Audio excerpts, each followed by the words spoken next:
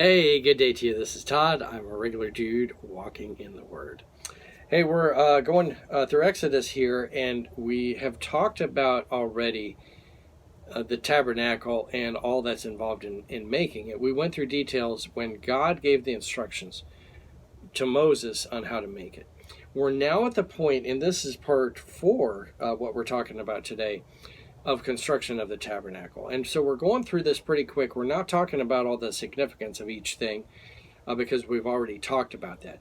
So the people are making the tabernacle now, the whole tabernacle complex. They're making it exactly the way God wanted them to make it. So there's not really any deviation. They didn't make any changes, and they just followed God's plan exactly. Today we're going to be looking at the cost of the materials with it. And remember, we talked about this before. Everything was donated and with one offering. And then tomorrow we're going to be talking about the clothing that the priests wore. And then that's pretty much it. Then we wind up, then it's like dedicated and so forth. But I wanted to talk about the cost today. I'm going to be reading, not today from the NIV, because the NIV uses cubits and units of measurement we're not familiar with. I'm going to be reading from the Christian Standard Version, which uses units that you're familiar with.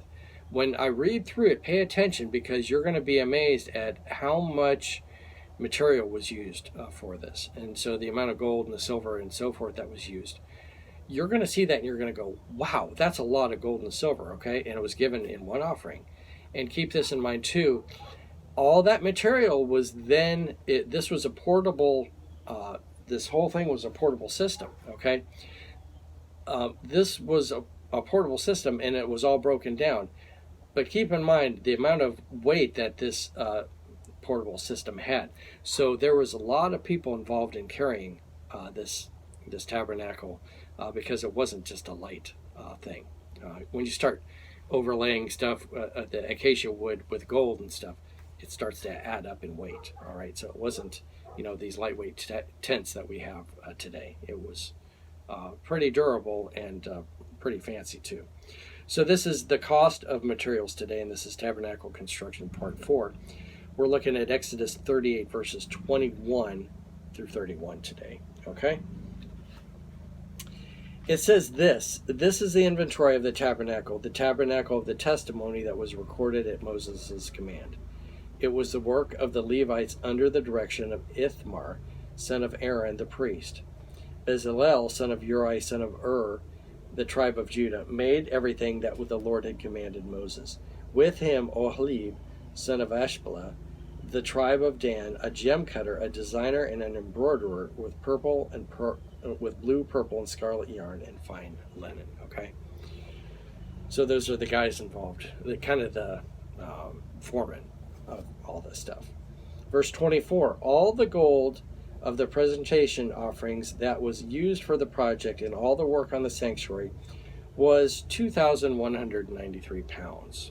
Okay, that's about a ton, 1 ton of gold. All right, it's a big deal when I have this little ring. That's worth a lot of money. But can you imagine a ton of gold, 2,000 pounds? Wow. According to the sanctuary shekel, and the silver from those of the community who were registered was 7,544 pounds. Okay, so almost 4 times the amount, not quite 4 times the amount of silver was used than gold in making all this stuff. And the silver was used more as the utility thing, the base for the poles and stuff like that. So yeah, keep this in mind.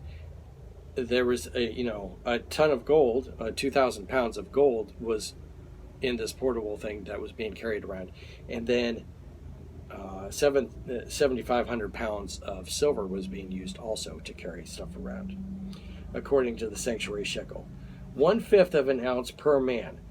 That is half a shekel according to the sanctuary shekel, from every 20-year-old or more who had crossed over the registered group.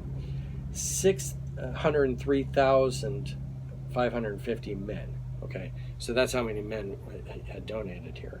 All right, there were 7,500 pounds of silver used to cast the bases of the sanctuary, the bases of the curtain, and 100 bases from 7,500 pounds. 75 pounds for each base. Oh, 75 pounds of base. That's a heavy base to be carrying. Keep in mind, if you buy a bag of feed, or a bag of salt for your water softener or something, that's like 40 pounds, now 50 pounds. They're making the bags, it used to be you get like 80-pound bags and so forth, but they were finding that weaker people were carrying the bags and stuff, so, and to make it sound cheaper, they now sell 40-pound bags rather than 50-pound bags and 60 and 80-pound bags of feed and water softener salt. They make them 40-pound bags because they're lighter, you know. But anyway, 75 pounds per base that these guys were carrying here. With the remaining 44 pounds, he made the hooks of the posts, overlaid the tops, and supplied the bands for them. The bronze of the presentation offerings totaled 5,310 pounds.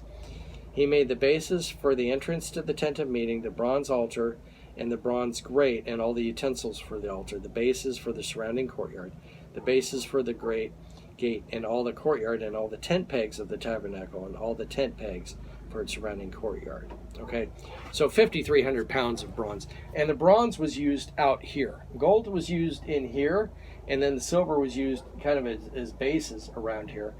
But then it was bronze that was used, you know, for the altar and the all this stuff out here. Okay, so that concludes. That's all the stuff that it was used here. So several things here. It's amazing to see the amount of gold and silver and bronze that was used, donated, and remember, in one offering. So a lot of times we see that one offering, and we go, oh yeah, that's nice. He probably donated like 10 pounds. No, it's a lot more than that. It blows your mind at how much was given there. Okay, so they gave that in one offering, and then keep in mind this tabernacle was a portable thing, but it was actually very heavy, and it had broke into pieces, and these guys, the Levites, were responsible to carry this from town to town wherever they went, and so that was the important thing. Again, I conclude with the point here.